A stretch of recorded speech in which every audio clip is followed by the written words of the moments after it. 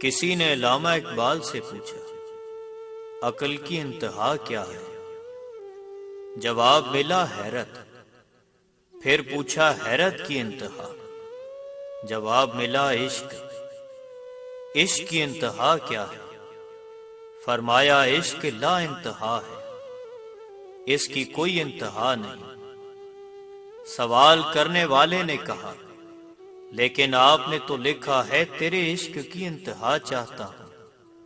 آپ نے مسکرا کر کہا، دوسرے مصرے میں اپنی غلطی کا اعتراف بھی کیا ہے کہ میری سادگی دیکھ کیا چاہتا ہوں۔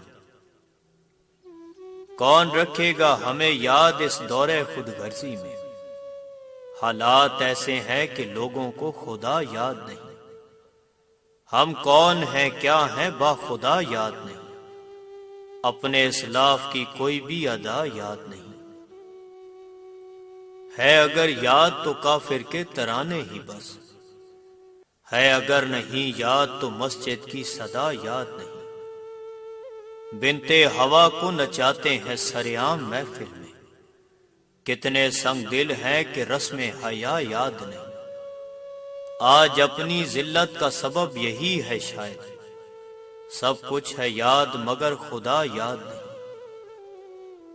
مسلمانوں کے لیے جائے پناہ صرف قرآن پاک ہے۔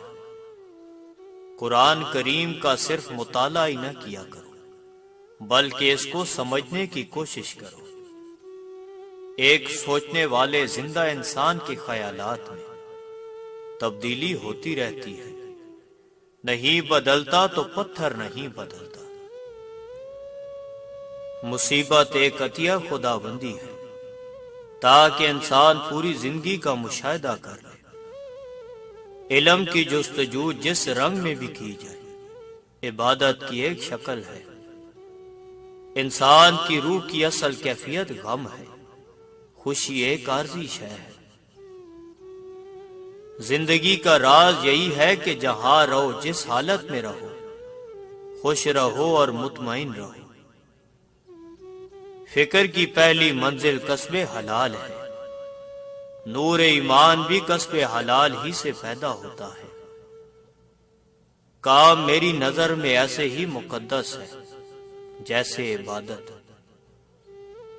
دلوں کی عمارتوں میں کہیں بندگی نہیں، پتھر کی مسجدوں میں خدا ڈھونڈتے ہیں لوگ۔ نشانے سجدہ سجا کر بہت غرور نہ کر، وہ نیتوں سے نتیجے نکال لیتا ہے۔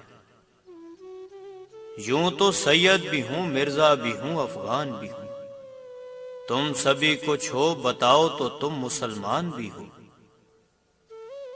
قومیں فنا نہیں ہوتی بلکہ آئندہ نسلوں کی صورت میں اپنا قائم مقام پیش کر دیتی ہیں۔ اپنے کردار میں ڈال کر پردہ اقبال، ہر شخص کہہ رہا ہے زمانہ خراب ہے۔ گرتے ہیں سجدوں میں ہم اپنی حسرتوں کی خاطر اقبال، اگر گرتے صرف عشق خدا میں تو کوئی حسرت ادھوری نہ رہتی۔ اللہ پاک کو بھول گئے لوگ فکر روزی میں، تلاش رزق کی ہے رازق کا خیال ہی نہیں۔